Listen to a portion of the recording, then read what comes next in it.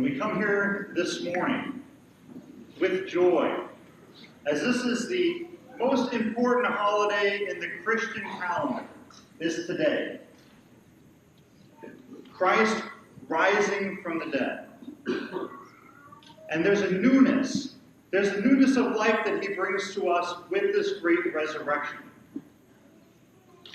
Now, if our faith was just in Good Friday, and Christ being nailed to a tree, being spat on, and dying on a cross, we wouldn't be gathered here today. If that was the end of the story, we wouldn't be here. He said throughout his entire ministry that he was going to rise, and if he didn't, we'd be a church of a bunch of liars, following somebody who lied.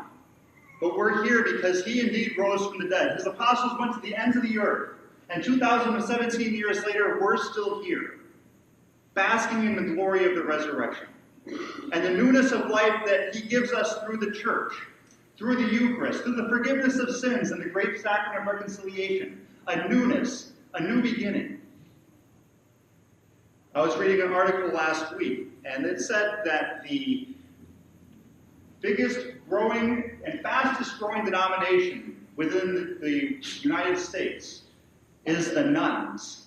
And this isn't nuns with habits, that's not the nuns. The nuns, meaning we have no religious affiliation whatsoever. And I consider myself a nun. But the article went on to say, but these nuns are clinging to Easter. They're saying we need Easter. If we're going to keep anything out of this religious calendar, we want to keep Easter. But not for the religious reasons. We want to kind of squeeze Christ out of this thing. We like the gatherings. We like coming together as a family and sharing a meal. I like that too. I think we all like that. And the representation or the symbolism of newness that Easter presents, and the symbolism of a new beginning. I like that too. We all like fresh starts and new beginnings. But what does this have to do with anything if Christ isn't part of this? If Christ isn't part of new beginnings, if Christ isn't part of resurrection, if Christ isn't part of newness and freshness, then what do we have? The last couple of days we've had beautiful weather, and I think we'd be lying if every single one of us at some point in the last couple of days didn't have our windows down, sunroof open, music blaring. There's a sense of freshness and newness at this time of year, and it's awesome. At the end of the day, what do you have, though? Probably messed up hair with the wind blowing your hair from your drive from one point to another. Or you can get a new car. It's fresh and new. But one day it's going to get old.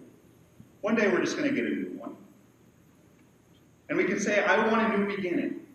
So I'm going to wake up tomorrow morning, I'm going to pretend to be another person. Well, where does our strength come from? Where does the forgiveness of our past come from so we can make a fresh start for this new beginning? Again, we have nothing without the newness that Christ gives us. Last night at the Great Easter Vigil, we had the opportunity of baptizing 5 people into the full communion with the Catholic Church. And it's amazing, those 5 people, how it works with baptism. They're all between the ages of 30 and 50. And no matter what happens in their past as far as their past sinfulness, once baptism happens, all of those sins are wiped clean. And they're making that determined effort to start their life new as Christians. That is newness. And clinging to Christ, which brings us newness of life, but also eternal life in heaven. Nothing on earth gives us that. It's a great joyful moment to witness those 5 people giving their lives to say that, yes, I want to be Christian. Now, all of us know who are Christian and have been baptized since babies. That doesn't mean we're never going to mess up. That doesn't mean we're never going to need a new beginning. That doesn't mean we might have gotten ourselves deep down in a hole.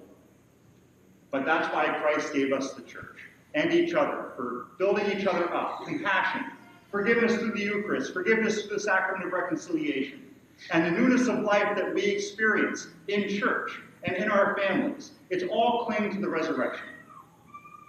So may we bask in the joy of newness and freshness according to Christ, not according to ourselves. He draws us out of ourselves into something so far better, which leads us to newness of life for eternal life in heaven. So on behalf of myself and the staff here, happy Easter. Like Monsignor Tony said, we have had a newness and a refreshing here at St. Mark's.